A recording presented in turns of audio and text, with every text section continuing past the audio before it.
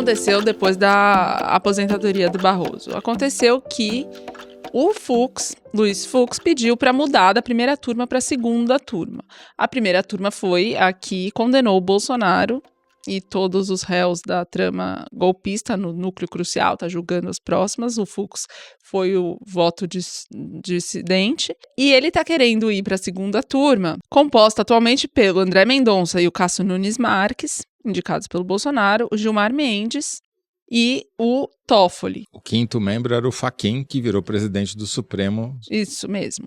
Então, a jogada é para que o Fux passe a ter uma possibilidade de fazer maioria na segunda turma, nos julgamentos que venham a ocorrer lá, se juntando ao André Mendonça e ao Cássio Nunes Marques, ao menos, porque o Toffoli nunca se sabe. E ele é o relator do recurso à decisão do Tribunal Superior Eleitoral, que em 2023 tornou o Bolsonaro inelegível pela reunião com os embaixadores no Palácio da Alvorada, em que o Bolsonaro desacreditou o sistema eleitoral do Brasil sem provas. Agora, o primeiro de tudo, o Bolsonaro não é inelegível só por conta desse recurso, e segundo, não está claro, porque no Supremo tudo é decidido, nada é combinado, não está claro que o recurso vai junto com o Fux, pode ser que fique na primeira turma também. Então, ou que vá para o plenário. Né? Vamos por partes, como diria Jack. A mudança foi uma esperteza do Fux. Ele estava num lugar onde ele perdia todas as votações, ele era, como você disse, o voto dissidente, e agora ele está indo para uma turma onde ele vai ter o voto de Minerva. Eu diria que não é necessariamente que ele vai compor sempre com os dois bolsonaristas que estão lá, o Cássio com K e o terrivelmente evangélico, porque ele vai julgar conforme as conveniências, né? As oportunidades. As convicções. As convicções também, claro, acima de tudo, né? Que mudam, né? Com as conjunturas também.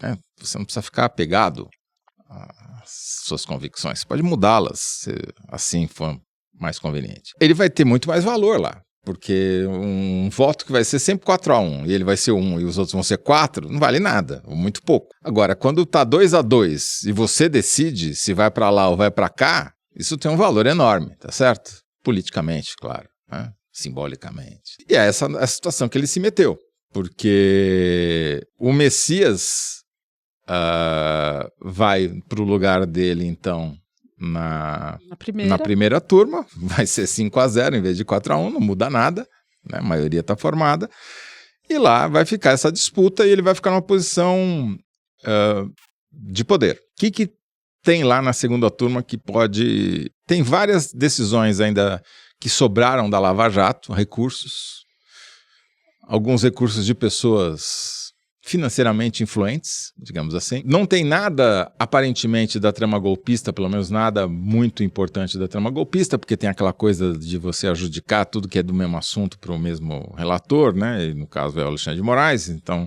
não sobra muita coisa para a segunda turma. Então a parte do bolsonarismo, estrito sensu, é mais improvável que acabe chegando lá, mas tem muitas outras oportunidades que vão surgir nessa turma e coisas com repercussão. Por exemplo, tem uma história do COAF, né? Tem um voto do Gilmar Mendes proibindo que o COAF, que é o órgão de inteligência financeira do governo brasileiro, mande relatórios de informações financeiras sem autorização judicial para os investigadores, para a Polícia Federal, Ministério Público, etc, etc. Então, e isso, se isso for a votação na turma, não se sabe como o Fux vai votar. Pode ser que ele vote contra o Gilmar, pode ser que vote a favor, ou talvez até já quem diga que esse assunto vai acabar indo para o plenário do Supremo e vai ser decidido lá. Mas só para dar um exemplo de como essa mudança do Fux vai impactar, e voltaremos a falar de Fux aqui, é isso que eu quero dizer, né? Acho que o Fux vai voltar a ser notícia porque ele vai estar numa posição muito diferente, 180 graus oposto em termos de influência e possibilidades do que ele tem hoje. Agora, eu não acredito em coincidências, né? Pelo que lá sai. Então, se o timing da licença do IBAMA coincidiu com o timing da indicação, aparentemente, do Messias, Da mesma forma, nesta semana e na semana passada, o Supremo está reabrindo investigações contra o Valdemar da Costa Neto e o PL, o partido do Bolsonaro, contra a suposta interferência do Bolsonaro na Polícia Federal, que foi um inquérito aberto em decorrência das denúncias do Sérgio Moro, quando ministro da Justiça, né, assim que ele sai do Ministério da Justiça. Então, o Supremo também vinha se mexendo, ao mesmo tempo em que o Fux vinha se mexendo para fazer essa mudança de turma e, eventualmente, alterar placares por lá. No caso do Valdemar tem tudo a ver, né? Porque eles acabaram de condenar o sujeito que o Valdemar contratou para dar um laudo dizendo que as urnas eram vulneráveis. Ora, se o contratado foi condenado, o contratante, né? Que por algum raciocínio, por algum argumento, eles tinham tirado o Valdemar da conta, né? Puseram de volta. Muito bem, então teremos... O Supremo agora virou suspense, virou filme de suspense. A ver os próximos capítulos. Agora vamos para o Palácio do Planalto e para falar de entregas.